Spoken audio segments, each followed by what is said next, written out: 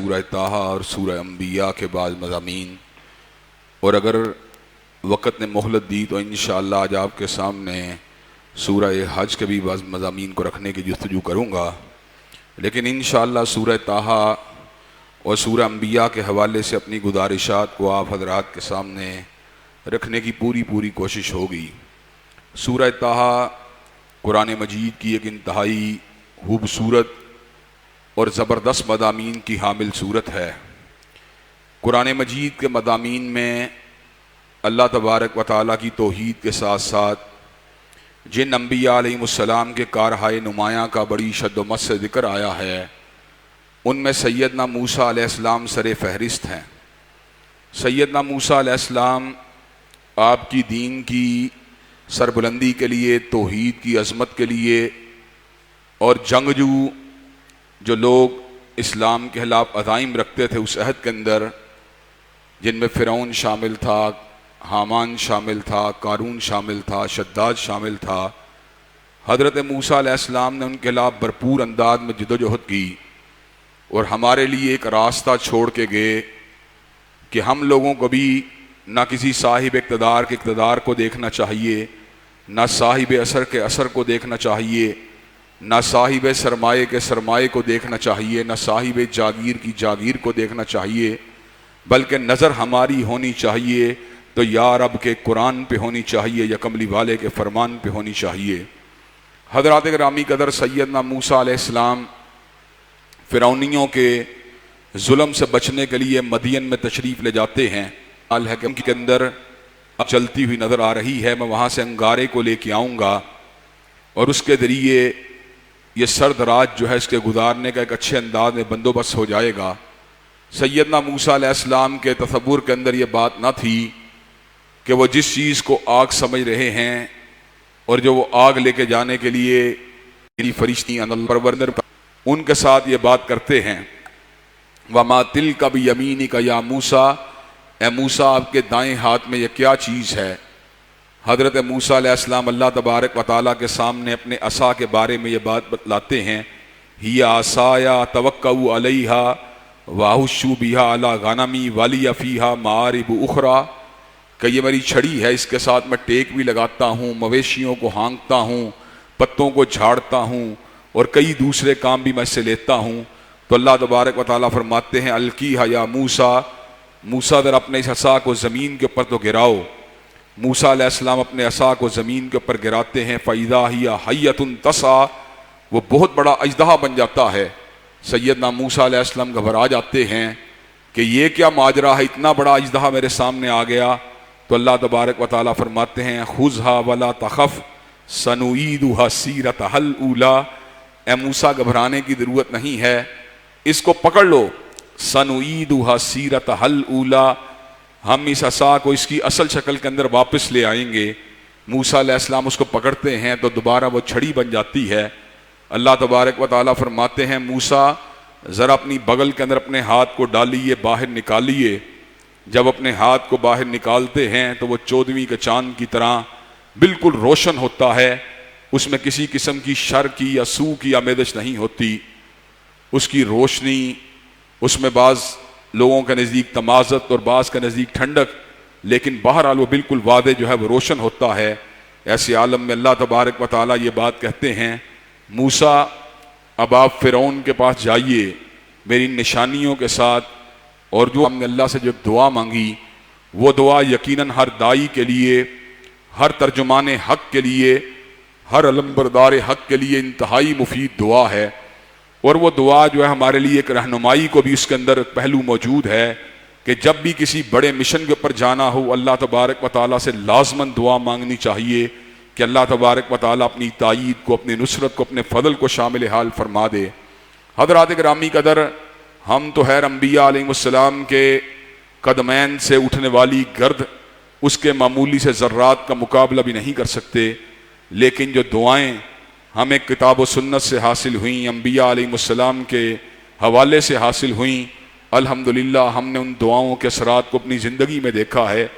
جب بھی کبھی دین کی سربلندی کے لیے کسی مباحثے مناظرے میں جانے کا موقع ملا یا کسی خطبے کو دینے کا وقت آیا سیدنا موسیٰ علیہ السلام کی اس دعا کو پڑھنے کی دیر تھی، اللہ تعالیٰ نے سینے کی گرہوں کو کھول دیا۔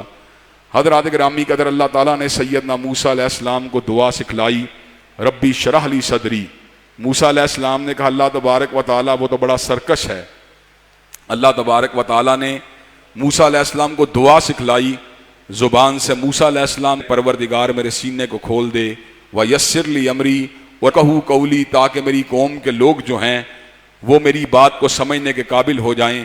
وَاجْعَل لِّي وَزِيرًا مِّنْ أَهْلِي هَارُونَ أَخِي، اور اللہ میرے اہل خانہ میں سے ہارون کو میرا وزیر بنا دے، تاکہ سَنَشُدُّ عَضُدَكَ بِأَخِيكَ، کہ موسیٰ ہم تیرے بازو کو تیرے بھائی کے ذریعے مضبوط کریں گے۔ کسی بھائی کا آپ کے ہمراہ دوسرے کی عنایت ہوتے ہیں۔ نے سیدنا موسیٰ ہے ساتھ رہی ہیں، لہروں کی حد پروش دلوا کر فرعون کے سامنے کھڑا فرما دیا۔ حضرات گرامی قدر، ساتھ ہی اللہ تبارک و تعالیٰ نے کہا جب تم دونوں فرعون کے پاس جاؤ تو تم نے اس کے ساتھ سختی کے ساتھ بات نہیں کرنی۔ فَقُولَ لَهُ قَوْلًا لَيِّنًا لَعَلَّهُ يَتَذَكَّرُ أَوْ يَخْشَىٰ، نرم انداز میں بات کرنا، شاید کہ وہ بھی سیدھے راستے کے اوپر آ جائے، شاید کہ وہ بھی ڈرنا شروع ہو جائے۔ حضرات گرامی قدر، اس کے اندر بھی ہمارے لیے ایک نمونے والی بات، ایک عبرت والی بات موجود ہے کہ ہمیں کسی بندے کے کردار کو دیکھ کر، اس کی دین سے غداری کو دیکھ کر، دین سے بے وفائی کو دیکھ کے مایوس نہیں ہو جانا چاہیے، اور نتائج کو اللہ تبارک و تعالیٰ کے سپرد کرتے ہوئے کہ اللہ تبارک و تعالیٰ اس کے دل کو نرم کر دے۔ اگرچہ فرعون بہت بڑا باغی تھا، اور قرآن مجید کے سیاق سے یہ بات بھی معلوم ہوتی ہے کہ فرعون بعد میں بھی ہدایت کے اوپر نہیں آیا، لیکن اللہ تبارک و تعالیٰ نے جو راستہ سیدنا موسیٰ کو دیا اس کے اندر پیار والی بات، حکمت والی بات، اور اس کو اللہ تبارک و تعالیٰ کی توحید کی دعوت دی۔ تو ایسے عالم کے اندر حضرت موسیٰ علیہ السلام نے اپنے پروردگار عالم کا تعارف کروایا، کہا میرا رب وہ ہے جس نے ہر چیز کو عطا کیا اور ہر چیز کو بنایا ہے۔ حضرات گرامی قدر، ایسے عالم میں فرعون نے حضرت موسیٰ علیہ السلام کے سامنے ایک بڑا ہی عجیب سوال رکھا۔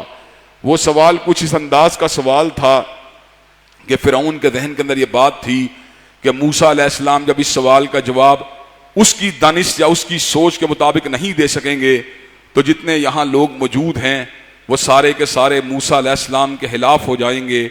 آپ کو پتہ ہے انسانوں کو اپنے آبا و اجداد کے طریقے سے بڑا ہی پیار ہوتا ہے، بڑی ہی محبت ہوتی ہے۔ چنانچہ فرعون نے ایک بڑا ہی چبھتا ہوا موسیٰ کے سامنے رکھا، ان کا انجام کیا ہوگا۔ حضرات گرامی قدر، اگر موسیٰ علیہ السلام یہ بات کہتے وہ جہنمی ہیں تو الٹیمیٹلی اس بات کے اندر تصادم ہونے کے امکانات موجود تھے۔ اس موقع کے اوپر فرعون جو تھا حق بھی ادا ہو گیا اور فرعون کا مقصد بھی پورا نہ ہوا۔ حضرت موسیٰ علیہ السلام نے زبردست الفاظ کہے، کہا علمھا عند ربی فی کتاب لا یضل ربی ولا ینسیٰ، جو لوگ دنیا سے چلے گئے ہیں ان کا علم میرے پروردگار عالم کے پاس ہے۔ علمھا عند ربی فی کتاب، اور میرے پروردگار عالم نے ان کا تمام تفاصیل جو ہیں اپنی کتاب کے اندر محفوظ رکھی ہیں۔ لا یضل ربی ولا ینسیٰ، نہ میرا رب کبھی، اور حق بات بھی بیان ہو گئی کہ وہ جنتی ہیں، جہنمی ہیں، جو کچھ بھی ہیں ان کا علم پروردگار عالم کے پاس ہے۔ لا یضل ربی ولا ینسیٰ، نہ میرا رب کبھی بھولا ہے، نہ میرا رب کبھی بھٹکا ہے۔ حضرات گرامی قدر، اس کے بعد اللہ نے اسی مارکہ حق و باطل کا ذکر کیا کہ جس کے اندر جادوگروں کو بری طرح شکست ہوئی اور سارے کے سارے ایمان لے آتے ہیں، اسلام لے آتے ہیں۔ اس کے بعد اللہ تبارک و تعالیٰ نے فرعون کے ڈوبنے کا ذکر کیا، فرعون کے پانی میں غرق ہونے کا ذکر کیا، اور اس کے بعد پھر اس بات کا بھی ذکر کیا کہ جب فرعون کو اللہ تبارک و تعالیٰ نے نشان عبرت بنا دیا تو اللہ تبارک و تعالیٰ نے سیدنا موسیٰ علیہ السلام کو اپنے سے کلام کرنے کے لیے کوہ طور کے اوپر بلا لیا۔ جب کوہ طور کے اوپر سیدنا موسیٰ اللہ تبارک و تعالیٰ سے ہم کلام ہونے کے لیے پہنچے تو پیچھے سے سامری جادوگر نے کیا کیا، اس نے سونے چاندی کو ملا کر اس نے ایک ایسا بچڑا بنایا جس کے اندر اس نے حضرت جبریل امین کے قدم مبارک سے لگنے والی خاک کو اندر ڈالا تو اس کے اندر ایک جادوگری اس نے پیدا کرنے کی کوشش کی۔ اب بچڑا بائیں بائیں کی آوازیں دیتا تھا۔ سونے چاندی کے اس بچڑے کے اندر جب اس نے یہ سارے کے سارے معاملات کو پھونکا اس جادوگر سامری نے، اور اس کے اندر حضرت جبریل علیہ السلام کے قدموں سے لگنے والی خاک کو بھی ڈالا، تو ایسے عالم کے اندر اس بچڑے کے اندر ایک بولنے والی کیفیت پیدا ہوئی۔ حضرت موسیٰ علیہ السلام اللہ سے ہم کلام ہو رہے تھے اور پیچھے سے لوگ جو تھے وہ بچڑے کی پوجا کر رہے تھے. سیدنا ہارون علیہ السلام نے ان کو سمجھایا کہ اللہ تبارک و تعالیٰ کی پوجا کرو جس نے تمہیں فرعون کے ظلم سے نجات دی ہے, جس نے تمہیں بلائے عظیم سے نجات دی ہے. وہ کہنے لگے ہم تو اسی بچڑے کی پوجا کریں گے, اسی کے پاس بیٹھے رہیں گے جس وقت تک موسیٰ علیہ السلام ہمارے پاس نہیں آتے. موسیٰ علیہ السلام کو پروردگار عالم نے جب اس بات سے آگاہ کیا توریت کو دینے کے ساتھ ساتھ کہ آپ کی قوم کے لوگ آپ کے پیچھے سے بچڑے کی پوجا کرنے لگے ہیں, موسیٰ علیہ السلام جب پلٹے تو بڑے ہی غصے میں تھے. آپ نے سیدنا ہارون کے داڑھی مبارک اور سر مبارک کے بالوں کو پکڑ لیا. تو ایسے عالم میں سیدنا ہارون نے کہا یبن امّا لا تاخذ بلحیتی ولا براسی انی خشیت ان تقول فرقت بین بنی اسرائیل, کہ موسیٰ اے میری ماں کے بیٹے موسیٰ آپ میری داڑھی کے بالوں کو چھوڑ دیجئے, میرے سر کے بالوں کو چھوڑ دیجئے, مجھ سے ناراض مت ہوئیے. میں نے ان کو دعوت دی تھی, تبلیغ کی تھی, لیکن سختی نہیں کی, صرف اس لیے نہیں کی تھی کہ کہیں یہ پارا پارا ہو جائیں اور نیا فتنہ کھڑا ہو جائے. مجھے پتا تھا آپ تشریف لائیں گے اور ہم دونوں بھائی مل کر پھر ان کی اصلاح کر لیں گے. حضرات گرامی قدر ایسے عالم میں حضرت موسیٰ علیہ السلام نے سامری کو پوچھا تو کیا کہتا ہے؟ سامری تو نے یہ سارا کا سارا کالا کرتوت یا کالی حرکت یا برا فعل کیا تو کیوں کیا اور کیسے کیا؟ تو ایسے عالم میں سامری نے اپنی جادوگری کی ساری کیفیت کو آگاہ کیا. حضرت موسیٰ علیہ السلام نے اس جھوٹے معبود کو جس کے اندر نہ کلام کی صلاحیت تھی نہ نفع و نقصان کی صلاحیت تھی, اس کو آگ لگا کے سمندر کے اندر بہا دیا اور اس امر کا اعلان فرما دیا ان تقول لا مساس. اب سامری تیرا انجام یہ ہے کہ تجھے آئسولیٹ کر دیا جائے گا, تجھے سوشل ڈسٹینسنگ کے اوپر لے جائیں گے, تیرا بائیکاٹ کر دیا جائے گا.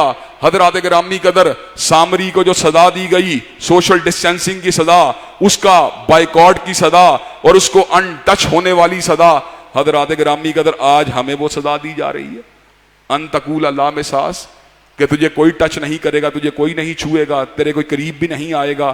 اور آج ہم جو ہیں بچتے پھر رہے ہیں کہ شاید اس طریقے سے جو ہم کرونا وائرس سے بچ جائیں.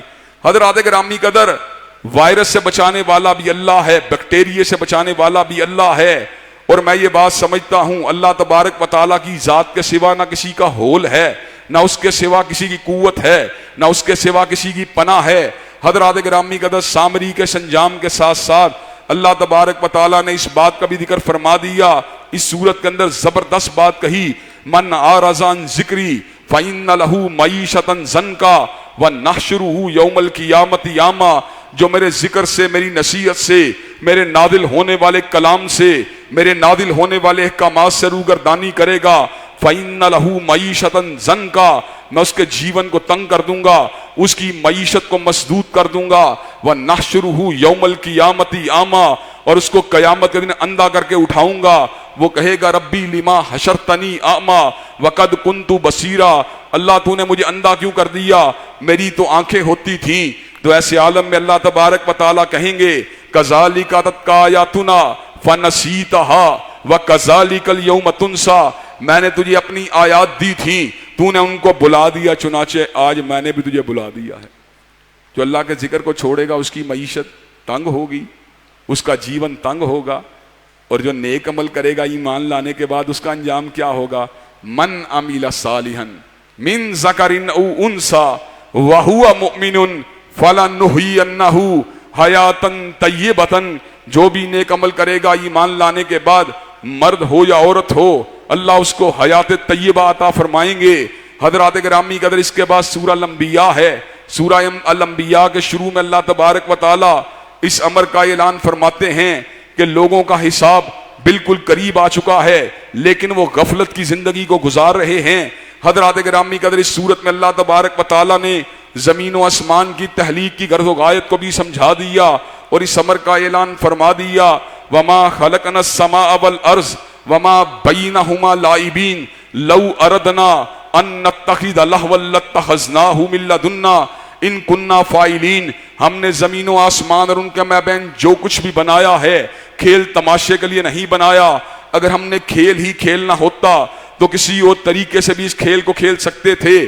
ستاروں کی انجمن کو بنانے والا, پھلوں کو بنانے والا, پھولوں کو بنانے والا, پہاڑوں کو بنانے والا, آخرکار اس نے اس بزم کو کیوں سجایا, اس نے انسانوں کو کیوں بنایا, جنات کو کیوں بنایا. سورہ زاریات میں اس مقصد کو واضح فرما دیا, وما خلقت الجن والانس الا لیعبدون, میں نے جنات اور انسان کو اگر بنایا ہے اپنی پوجا, اپنی بندگی, اپنی عبادت کے لیے بنایا. لیکن انسان اس مقصد تحلیق کو یکسر فراموش کیے ہوئے ہے. اور حضرات گرامی قدر, آپ کو یہ بات میں بالکل واضح کر دینا چاہتا ہوں, جو جتنا تحلیق کے مقصد سے دور ہے, ظاہر کے اندر سوٹڈ بوٹڈ ہو, ظاہر کے اندر ہیبت و حشمت والا ہو, ظاہر کے اندر کر و فر والا ہو, ظاہر کے اندر جاہ و جلال والا ہو, اندر سے کھوکھلا ہے. اور جتنا کوئی مقصد تحلیق کے قریب ہے اتنا ہی مطمئن ہے, اتنا ہی مسرور ہے, اتنا ہی اطمینان والا ہے. حضرات گرامی قدر, آپ نے زندگی کے اندر پریشان لوگ دیکھے ہوں گے, امیروں کو پریشان ہوتے دیکھا ہوگا, وزیروں کو پریشان ہوتے دیکھا ہوگا, مشیروں کو پریشان ہوتے دیکھا ہوگا, لیکن اگر پریشان ہوتے نہیں دیکھا, الا ان اولیاء اللہ لا خوف علیہم ولا هم یحزنون الذین آمنوا وکانوا یتقون, بے شک جو اللہ کے ولی ہوتے ہیں نہ ان پہ کوئی خوف ہوتا ہے نہ کوئی غم ہوتا ہے, نشانی ان کی یہ ہے وہ ایمان اور تقوی کے راستے پہ ہوتے ہیں. حضرات گرامی قدر, اس صورت میں اللہ تبارک و تعالیٰ نے جتنے بھی انبیاء آئے ان کے مشن کی اساس اور ان کے فنڈامنٹل پوائنٹ سے بھی ہمیں آگاہ فرما دیا. اللہ تبارک و تعالیٰ فرماتے ہیں, وما ارسلنا من قبلک من رسول الا نوحی الیہ انہ لا الہ الا انا فاعبدون.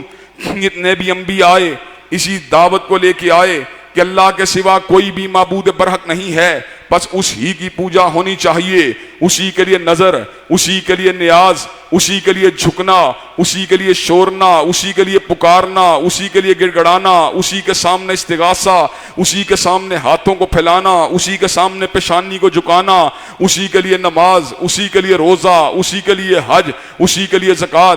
تمام انبیاء کی دعوت یہی تھی, وما ارسلنا من قبلک من رسول الا نوحی الیہ انہ لا الہ الا انا فاعبدون. سارے نبی اسی دعوت کو لے کے آئے کہ اللہ ہی کی پوجا ہونی چاہیے.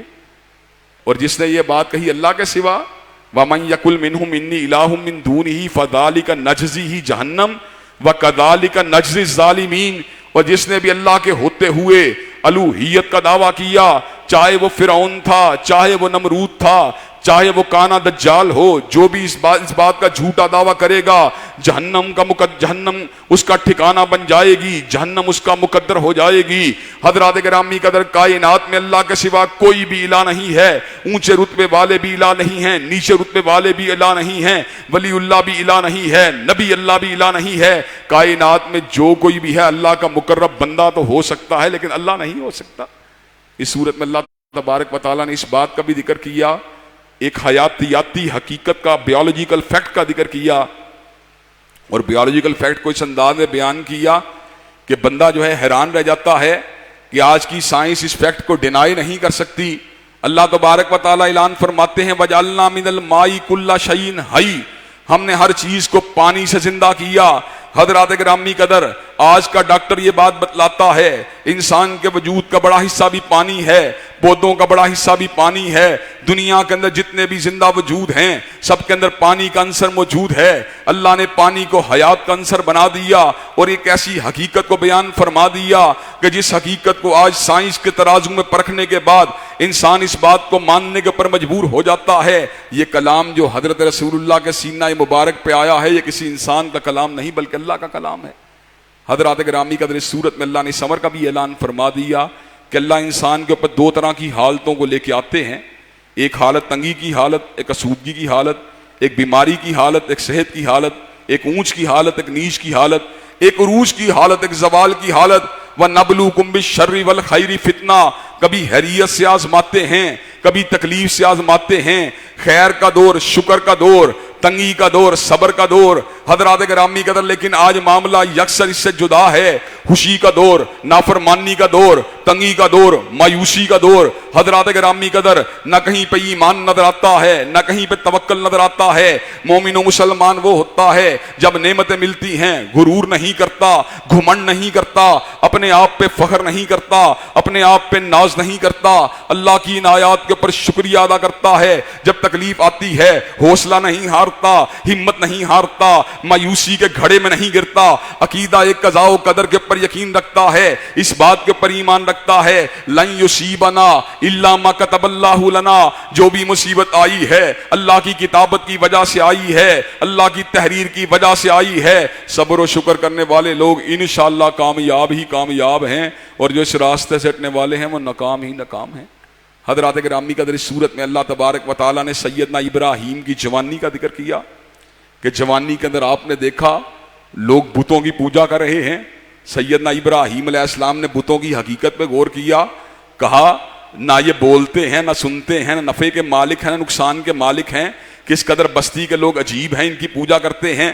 بستی کے لوگوں کو مخاطب ہو کر یہ بات کہنے لگے ما ہذہ التماثیل التی انتم لہا عاکفون، او میری بستی کے لوگوں تم ان شبیہوں کی پوجا کیوں کرتے ہو؟ بستی کے لوگوں نے جواب دیا وجدنا آبانا لہا عابدین، ہم نے اپنے آبا کو ان کی پوجا کرتے ہوئے دیکھا ہے۔ سیدنا ابراہیم نے توحید والی بڑی عظیم دعوت دی، لقد کنتم انتم وآباؤکم فی ضلال مبین، تم بھی گمراہ ہو، تمہارے آبا بھی گمراہ ہیں۔ کہا میں ان سارے کے سارے بتوں کو توڑوں گا، تاللہ لاکیدن اصنامکم بعد ان تولوا مدبرین، پھر میں اس حقیقت کو وعدے کروں گا یہ بت نفع و نقصان کے مالک نہیں۔ فجعلہم جزازا الا کبیرا لہم لعلہم الیہ یرجعون، سارے کے سارے بتوں کو توڑ دیا، ایک کو چھوڑ دیا۔ اب بستی کے لوگ جب بت کدے میں آئے، سارے بتوں کو ٹوٹے ہوئے دیکھا، ایک کو موجود پایا، کہا من فعل ھذا بآلہتنا انہ لمن الظالمین، وہ کون ہے جس نے ہمارے معبودوں کو توڑا ہے؟ وہ تو بہت بڑا ظالم ہے۔ کہا سمینا فتن یذکرہم یقال لہ ابراہیم، ایک ہی جوان رانہ بستی کے اندر موجود ہے جس کا نام ابراہیم ہے، وہی ان کے بارے میں باتیں کیا کرتا تھا۔ فاتوا بہ علی اعین الناس لعلہم یشہدون، اسے لوگوں کے سامنے پیش کیا جائے تاکہ اس مقدمے کو ریزالو کیا جائے۔ سیدنا ابراہیم کو بلایا گیا، کہ انت فعلت ھذا بآلہتنا یا ابراہیم، اے ابراہیم کیا آپ نے ہمارے بتوں کو توڑا ہے؟ الزامی جواب، حقیقت کو پروب کرنے کے لیے الزامی جواب دیا۔ بل فعلہ کبیرہم ھذا فاسألوہم ان کانوا ینطقون، کہیں بڑے نے ان کو نہ توڑا ہو، ان سے پوچھو کہ ان کے اندر قوت گویائی موجود ہے۔ کہنے لگے یار ابراہیم بات کس طرح کی کرتا ہے؟ آپ نے مشورہ کر کہنے لگے لقد علمت ما ہؤلاء ینطقون، ابراہیم تجھے پتا ہے یہ گفتگو کرنا نہیں جانتے، یہ کلام کرنا نہیں جانتے۔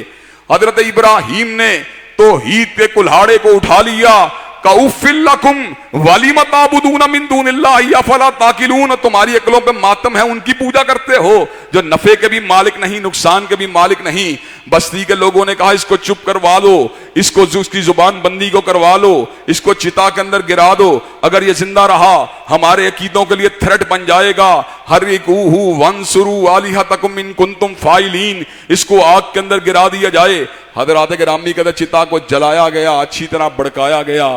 سیدنا ابراہیم کو گرانے کی باری آئی، سیدنا ابراہیم علیہ السلام چتا کے اندر سے آواز دیتے ہیں حسبنا اللہ و نعم الوکیل، میرے لیے اللہ کافی ہے اور بہترین کارساز ہے۔ اگرچہ دنیا عمومی اعتبار سے طبیعیات کے ضابطوں کے مطابق چلتی ہے، قوانین فزکس کے مطابق چلتی ہے، لیکن معجزہ جو ہوتا ہے یا امر الہی جو ہوتا ہے وہ طبیعیات کے اصولوں کا پابند نہیں ہوتا۔ اللہ کے احکامات قوانین طبیعہ کو بھی پلٹ دیتے ہیں۔ اللہ تبارک و تعالیٰ کے احکامات جو ہوتے ہیں وہ اشیاء کے اندر سے ان کی اصل حقیقت اور حیثیت کو بھی سلب کر لیتے ہیں۔ آگ کا کام جلانا ہے، لیکن جب آگ کے اندر سیدنا ابراہیم ہوں اور آگ کے اوپر جو ہے اللہ تبارک و تعالیٰ اپنے نبی کی حمایت کرنے والا، اپنے ولی کے ساتھ ولایت کرنے والا ہو، پھر کیا ہوتا ہے؟ کہا کلنا یا نار کونی بردن و سلاما علی ابراہیم، اے آگ تو ابراہیم کے لیے ٹھنڈی ہو جا، مگر اتنی ٹھنڈی نہ ہونا کہ سردی کا احساس ہونے لگے، اس کے لیے سلامتی والی ٹھنڈک اختیار کر لینا۔ اور کہا وَأَرَادُوا بِهِ كَيْدًا فَجَعَلْنَاهُمُ الْأَخْسَرِينَ، وہ ابراہیم علیہ السلام کے خلاف مکر کا ارادہ لے کے آئے، لیکن اللہ نے ان ساروں کو ان کو ناکام اور نامراد کر کے رکھ دیا۔ حضرات گرامی قدر، اس صورت میں اللہ نے سیدنا یونس کی دعا کا بھی ذکر فرما دیا۔ اندھیروں میں دعا مانگی، مچھلی کے پیٹ میں دعا مانگی، لا الہ الا انت سبحانک انی کنت من الظالمین، اے اللہ تیرے سوا کوئی معبود نہیں ہے اور تیری ذات پاک ہے اس تکلیف سے جو مجھ کو پہنچی ہے۔ انی کنت من الظالمین، جو تکلیف مجھ کو آئی ہے میری اپنی وجہ سے آئی ہے۔ فاستجبنا لہ ونجیناہ من الغم، اللہ نے سیدنا یونس کی فریاد کو سن لیا، ان کے غم کو دور فرما دیا، اور ساتھ ہی ہمیں بھی بشارت سنا دی۔ وَكَذَلِكَ نُنْجِي الْمُؤْمِنِينَ. کوئی بھی آئے یونس کا عقیدہ لے کے آئے, مجھے الہ حق سمجھ کے آئے, اپنی تکلیف کو دور کروانے کے لیے آئے, اس کے غموں کو ویسے ہی دور کروں گا جیسے میں نے یونس کے غم کو دور کیا. حضرات گرامی کہتے ہیں ڈپریشن جب ہوتا ہے نا, ڈپریشن کہتے ہیں لوگ کوئی سمجھ نہیں آ رہا, ڈاکٹر نفسیات دان کے پاس جاتے ہیں, ٹرنکولائزر دیتا ہے, ڈایازیپام دیتا ہے, موٹی وال دیتا ہے, لیگزاٹونل دیتا ہے, اس کے ذریعے سکون کو حاصل کرو, لیکن سکون نہیں ملتا. نیند تو وقتی طور پہ شاید آ جاتی ہو لیکن امن نہیں ملتا, چین نہیں ملتا, دکھوں سے نکلنے کا راستہ نہیں ملتا. حضرات گرامی قدر دکھوں سے نکلنے کا ایک ہی راستہ ہے, انابت اللہ کا راستہ, تسبیح کا راستہ, تحلیل کا راستہ, ذکر اذکار کا راستہ, دعاؤں کا راستہ, مناجات کا راستہ, التجاؤں کا راستہ, توبہ کا راستہ. اور دعا مانگو تو اللہ تبارک و تعالیٰ دعا کی برکت سے ٹنو وزنی پتھر کو بھی ہٹا دیتے ہیں. اور حضرات گرامی قدر اس سورت کا آخری مضمون جس کے اوپر میں اپنی بات کو ختم کروں گا, اللہ تبارک و تعالیٰ اس سورت کے اندر, اور اس سے پہلے ایک چھوٹی سی بات, اللہ تبارک و تعالیٰ فرماتے ہیں وَلَقَدْ كَتَبْنَا فِي الزَّبُورِ مِن بَعْدِ الذِّكْرِ أَنَّ الْأَرْضَ يَرِثُهَا عِبَادِيَ الصَّالِحُونَ.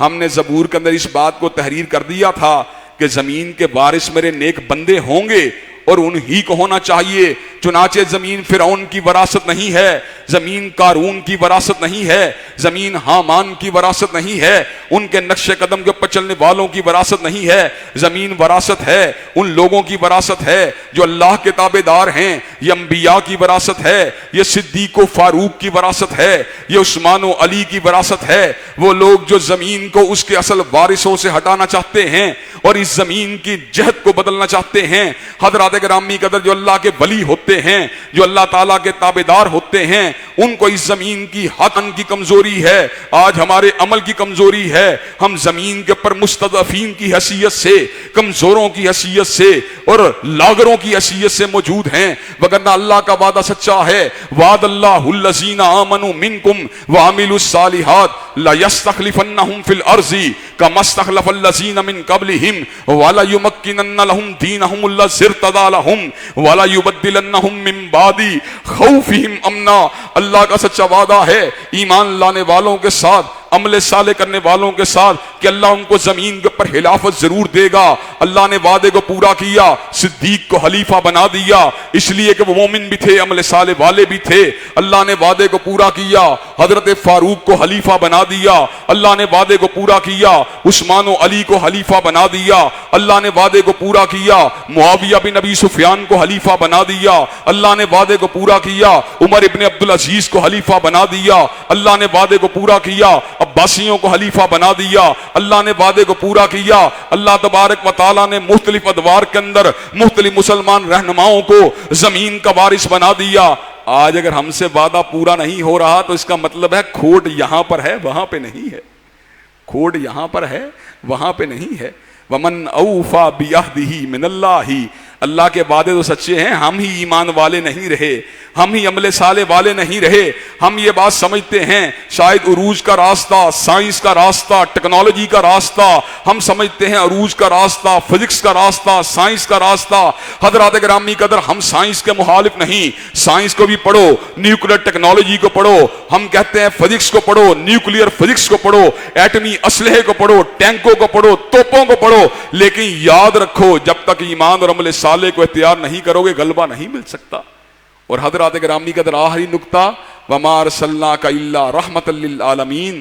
اللہ تبارک و تعالیٰ نے سیدنا حبیب کبریا کو جہانوں کے لیے رحمت بنا کے بھیجا. آپ کی آمد رحمت, آپ کا پیغام رحمت, آپ کی حدیث رحمت, آپ کی سنت رحمت, آپ کا عطا کردہ نظام رحمت, آپ کی تعلیمات رحمت. حضرات گرامی قدر حضرت رسول اللہ صلی اللہ علیہ وسلم کی جو تعلیمات اور آپ کی احادیث اور آپ کے پیغامات اس اعتبار سے انسانیت کے لیے رحمت ہیں کہ انسانیت اندھیروں میں بھٹک رہی تھی, ان کو حضرت رسول اللہ نے روشنی کا راستہ دکھلا دیا. انسانیت جہنم کے راستے پہ چل رہی تھی, حضرت رسول اللہ نے جنت کا راستہ سمجھا دیا. انسانیت شرک کے راستے پہ چل رہی تھی, حضرت رسول اللہ نے توحید کا راستہ بتلا دیا. انسانیت ظلم کی چکی میں پس رہی تھی, حضرت رسول اللہ نے عدل کا راستہ بتلا دیا. انسانیت استحصال کے راستے پہ چل رہی تھی, حضرت رسول اللہ نے احسان کا راستہ سمجھا دیا. حضرات گرامی قدر آج بھی اگر ہمیں صحیح راستہ راستہ ملے گا تو حضرت رسول اللہ صلی اللہ علیہ وسلم کی تعلیمات اور آپ کے پیغامات ہی شکل میں ملے گا. اور پھر وہی بات جو پنڈت ہری چند اختر نے کہی تھی کہ الفضل بما شاہدت بہ الاعداء، کس نے ذروں کو اٹھایا اور صحرا کر دیا، کس نے قطروں کو ملایا اور دریا کر دیا، آدمیت تا غرض ساما مہیا کر دیا، اور ایک عرب نے آدمی کا بول بالا کر دیا. حضرات گرامی قدر، ہم چاہتے ہیں صحیح معنوں میں فلاح حاصل کریں دنیا کی اور آخرت کی، تو ہمیں حضرت رسول اللہ صلی اللہ علیہ وسلم کی اقتداء کرنا پڑے گی، آپ کے نقش قدم پہ چلنا پڑے گا. اللہ تبارک و تعالی ہمیں صحیح معنوں میں صراط مستقیم پہ چلنے کی توفیق عطا فرمائے اور کتاب و سنت سے استفادہ کرنے کی توفیق دے. وآخر دعوانا ان الحمدللہ رب العالمین.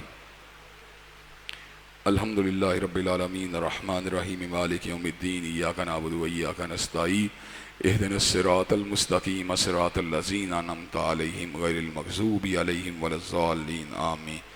الف لام میم اللہ لا الہ الا هو الحی القیوم و الہکم الہ واحد لا الہ الا هو الرحمن الرحیم. اللہم صلی علی محمد وعلی آل محمد کما صلیت علی ابراہیم وعلی آل ابراہیم انک حمید مجید. اللہم بارک علی محمد وعلی آل محمد کما بارکت علی ابراہیم وعلی آل ابراہیم انک حمید مجید. اے اللہ ہم سب کے گناہوں کو معاف فرما، اے اللہ ہم سب کی تکلیفوں کو رفع فرما، اے اللہ ہم سب کی بے چینیوں بے قراریوں کو دور فرما، اے اللہ ہم سب کے گھروں میں امن و سکون اور راحتوں کا نزول فرما. اللہ جتنی تکلیفیں آ چکی ہیں ان پر صبر کرنے والا بنا. اے اللہ آئندہ آنے والی زندگی میں ہر تکلیف سے ہر آزمائی سے ہم سب کو محفوظ و مامون فرما. اے اللہ دین و دنیا کی اعلیٰ ترین کامیابیوں کا کامرانی سے ہمکنار فرما. اللہ دنیا و آخرت کی ذلت اور رسوائیوں سے محفوظ و مامون فرما. اے اللہ اسلام والی زندگی ایمان والی موت نصیب فرما. اللہ کرونا وائرس کی وبا سے امت مسلمہ کو اور پورا من انسانیت کو محفوظ و مامون فرما. اے اللہ جو اس وبا کی آڑ میں دینی مدارس علماء اور اداروں کے خلاف سازشیں کرنے والے ہیں ان کے شرور و فتن سے ہم سب کو محفوظ و مامون فرما. اے اللہ اسلام والی زندگی ایمان والی موت نصیب فرما. اے اللہ رمضان کی راتوں کے قیام کو قبول و منظور فرما. اللہ دنوں کے صیام اور روزوں کو قبول و منظور فرما. اے اللہ اس رمضان کو ہماری زندگیوں میں انقلاب پیدا کرنے کا سبب و ذریعہ بنا. اے اللہ ہماری تمام جائز دلی تمناؤں کو قبول و منظور فرما. اے اللہ ہماری اولادوں کو دین کے معاملات میں ہم سے بھی آگے فرما. اے اللہ ہماری اولادوں کو علماء بعمل بنا. اے اللہ ہماری اولادوں میں قرآن کے حافظ پیدا فرما. اے اللہ ہماری اولادوں میں دین کے عالم پیدا فرما. اے اللہ ہمارے معاشی معاملات کی اصلاح فرما. اے اللہ اپنے فضل و کرم سے ہم سب کو رزق حلال فراخ نصیب فرما. ربنا آتنا فی الدنیا حسنۃ وفی الآخرۃ حسنۃ وقنا عذاب النار. سبحان